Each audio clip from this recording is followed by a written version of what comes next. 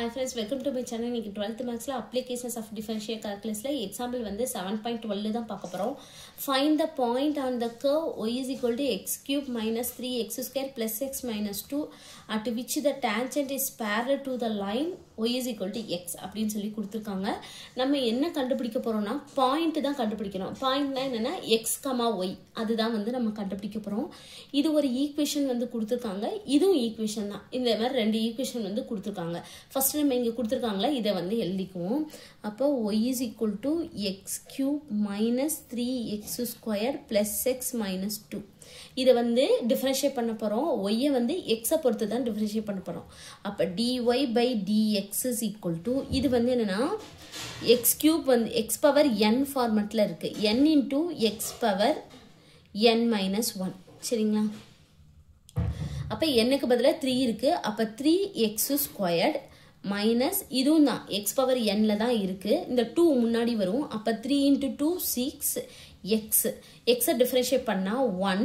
இங்க constant term வந்து differentiate பண்ண முடியாது. அதனால அது போயிடும். அடுத்து வந்து என்னன்னா போன சம்ல வந்து பாயிண்ட் கொடுத்திருந்தாங்க. அந்த பாயிண்ட் வந்து xy க்கு சப்ஸ்டிட்யூட் பண்ணி நம்ம m ஓட வேல்யூ வந்து கண்டுபிடிச்சோம். இப்போ இந்த சம்ல xy வந்து கொடுக்கல. நம்ம தான் கண்டுபிடிக்க போறோம். அதனால இதையே நம்ம ஸ்லோப்பா எடுத்துக்குவோம். அப்ப m இது 1 ன்னு வெச்சுக்குவோம். ஏனா ரெண்டு ஈக்குவேஷன் கொடுத்திருக்காங்களே. அதனால இதை m 1 ன்னு வெச்சிட்டு இத எழுதிக்குவோம். 3x squared minus 6x plus 1. அடுத்து கொடுத்திருக்காங்களா y is equal to x அப்படினு சொல்லி நம்ம எடுத்துக்குவோம். அப்ப இந்த x இந்த பக்கம் வந்துருச்சுனா minus x plus y is equal to 0. சரிங்களா?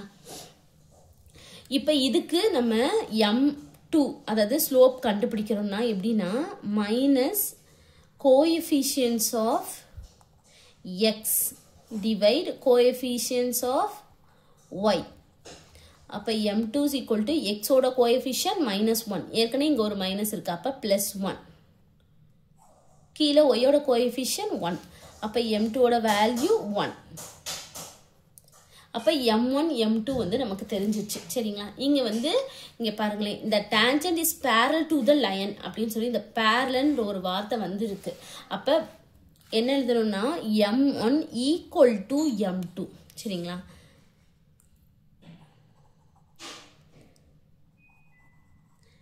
இந்த மாதிரி இருந்துச்சு அப்படினா நம்ம இது ரெண்டையும் ஈக்குவேட் பண்ணிக்கலாம். அப்ப m1 வந்து என்ன கொடுத்திருக்காங்க 3x squared minus 6x plus 1 is equal to 1.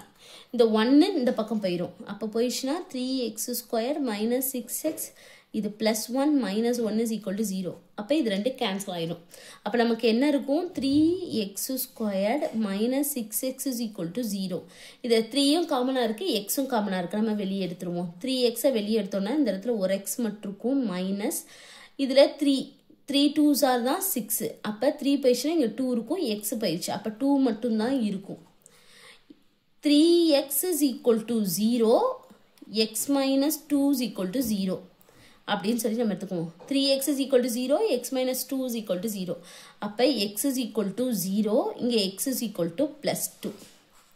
இந்த மாதிரி ரெண்டு வேல்யூ வந்து நமக்கு கிடைச்சிருக்கு. சரிங்களா? x ஓட வேல்யூ கிடைச்சிச்சு. நம்ம y ஓட வேல்யூ நம்ம இங்க கொடுத்திருக்காங்க பாருங்க. y is equal to தான் இந்த ஈக்குவேஷன் கொடுத்திருக்காங்க. இதுல வந்து நம்ம x க்கு 0 ன்னு போட்டு y ஓட வேல்யூ வந்து கண்டுபிடிக்க போறோம்.